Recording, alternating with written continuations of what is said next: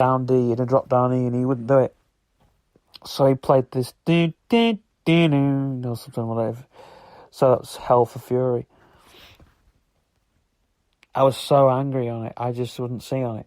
But I did. Yeah, I am singing on that tune.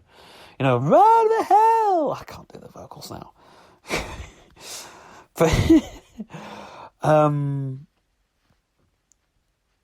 because my vocals were really high in those days. Run the hell! I still can't sing that track.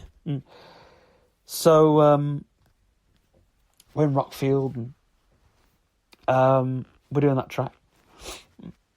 And next thing I hear is the drummer's playing this, you know, and I burst into the room. I'm like, why can't you play that on Hell for Fury?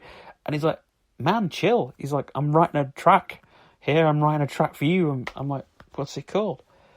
Is it called? And he just sat there and said nothing. Said absolutely nothing. He just took off his cans and went, I don't know what this is called. So I found it was from the track. Because he was, again, on his own in that recording. And I was on my own recording. And it was like we weren't really together as a band. I think that's what drove us apart at that moment. So the last time that Jukebox rang, and this was funny because I really had a bad day. I'd bursted on the drummer. I left the guitarist because he wouldn't do the track right. I wouldn't sing properly on it. And who was to call at the middle of the night? Jukebox rang, and they didn't ring the studio. They rang my house. They used to do that. They used to ring my and if they because they couldn't. So I says, "I spoke to Pete Mothers." Yeah, we spoke to Pete Mothers. I said, "Well," I said, "What about the auditions?" I said, "Did you release them?" That's not our. That's another matter. They kept saying. I said, "Why don't you just listen to the tapes?" I said, "Because we're working on an album at the moment, and really we don't really want we've sent you a load of stuff. This is for a different label." And they said, "What's the label called?" And we said, Fear Records or something. Which was called WhatsApp. No. Sophie Thong at Henshaw's Memories. Microphone. Voice message. Notification. I think it was WhatsApp. called No. Sophie Sky 7 NCKS. Hold. Wi-Fi bars. Oh yeah, Holdings Records or something. Sky 7 NCKS. 2 of 3 Wi-Fi bars. And he said the guy that's putting out Pause. Button. the guy that's putting out them Muzak records. And I said, I don't know. And they said, yeah, they've gone out of business last week.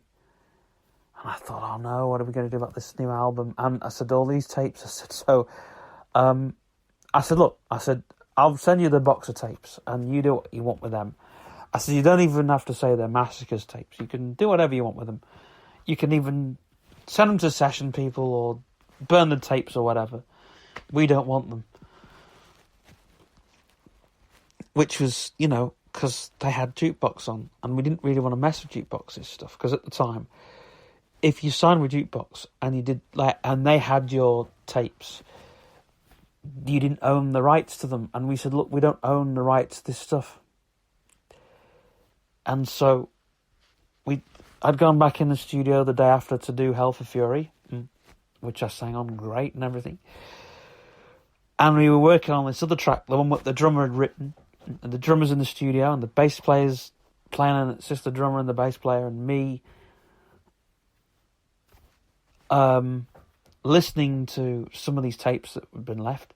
And I got onto Jukebox and I said, we've been on the phone to the label, which is a complete lie. I said, we're on the phone to the label. I said, we are not going back with signing with you. I said, but we'll send you this box of tapes and see what you think. So what I did was I waited 3 weeks later, but I said, I'd written to the press and said, our album's been shelved for a month. Yeah. Our album's been shelved for a month. And we tried to get on to Factory Records. But Tony Wilson had done away with that label. So we got back onto Jake Hammer and said, "We've got a great album here. We're going to put this on a label. Do you want it?" And Jake Hammer's like, "Well, I don't know, because Jukebox is gone." And I said, "This label." I said, "What do you want to do? Do you want to put it on as a Jukebox revival?" Because there was a few people left that were still sort of pressing records at that time, and we'd heard that they were doing it. So Jake Hammer's like, "Well, we'll come back down to the studio and we'll see what happens." So at the time, the rules were that they had to master and mix all his stuff. Well, not with us. We said that was the only rule we were going to break, is that we mix and master our own work. So we didn't send him any stems or anything. We just, the tapes were done, and I went through the box of tapes, and what I'd done overnight was I'd put the last few tracks that I thought were brilliant from those tapes, the last few sessions that weren't going to get anywhere, got on this album, because they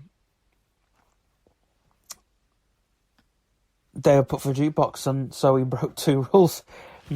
So that's why that album was called Ruler Overruled. It was a great album. One of the best albums he did, and we toured it as well, I think. But Jukebox released it at the last minute. The last minute they released it, because they weren't going to press it, because they weren't going to hear anything. And so, yeah. Now let's talk about the band being driven apart, because we just discussed about labels. The band were driven apart due to being in the studio, and, well, at that time it was difficult to work with one another, because I produced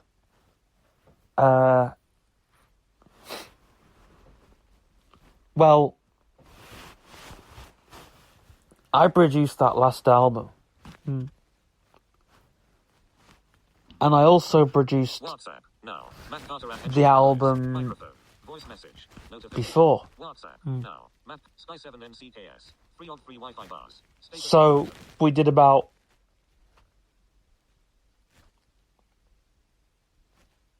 6 albums in the first 2 albums came out in the 80s.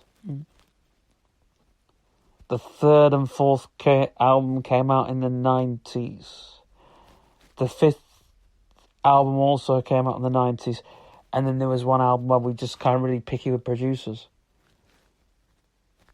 Late 90s, early 2000s, and when we split. But Sky 7 NCKS. 2 on 3 Wi-Fi bars. but I didn't get on with, because we had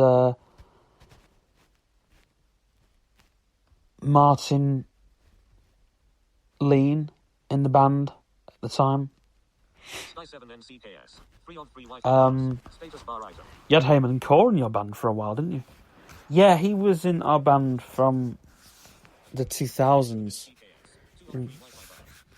But we had a different Heyman Vince. And he was in the band for a while.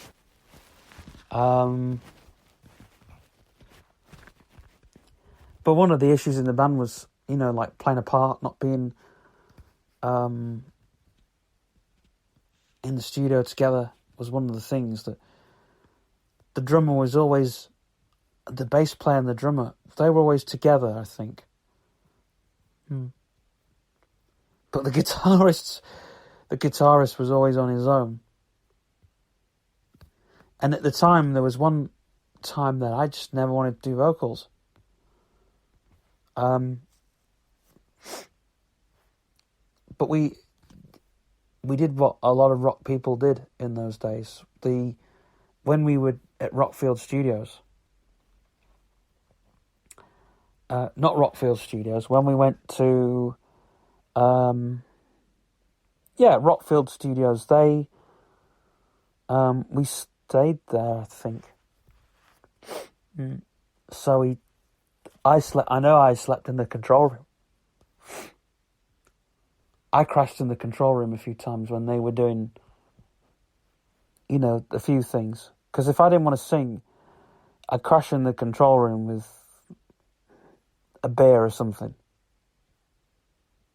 Which, and that was another thing. Things were creeping into the band. Drink and drugs started creeping in. Because we did tours,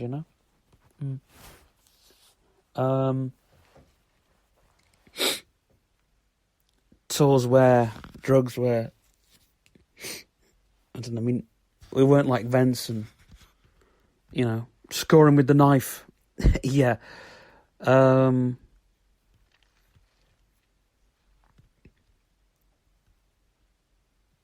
We drank a lot, but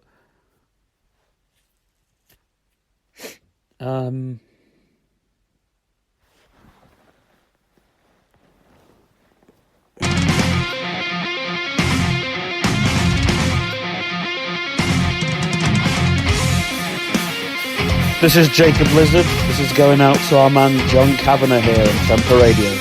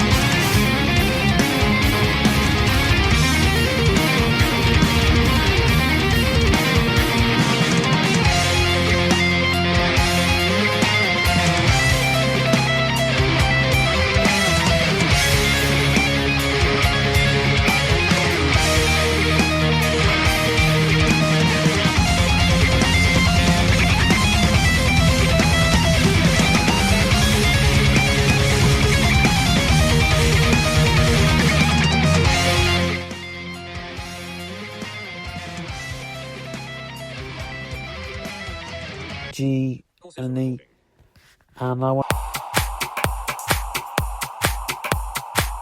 Well, thanks, John Kavanagh, for being with us. This is Sam Osborne with Drop It Like That here on Temper Radio.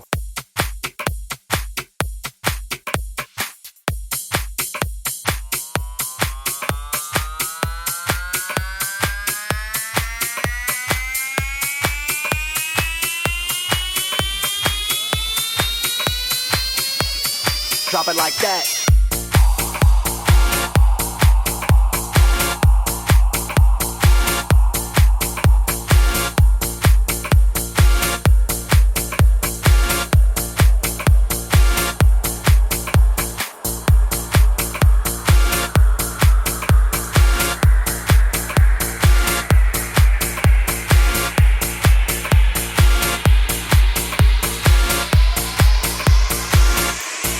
Drop it like that.